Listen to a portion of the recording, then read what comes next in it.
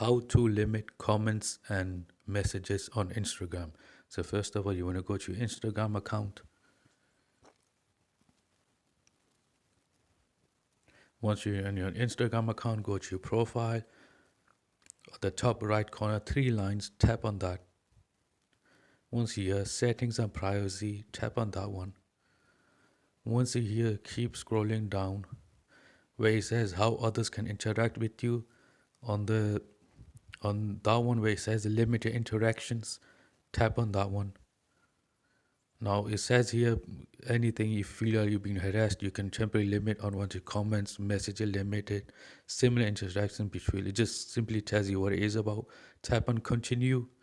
Now here you can limit people, accounts that aren't following recent followers, and you can also limit it from weeks to days. Here you're up to 1 day to up to 4 weeks. You can limit people from commenting and messaging you. So feel free to choose whatever you want. Thank you guys for watching. Make sure you like, share, subscribe. See you in the next video. Bye.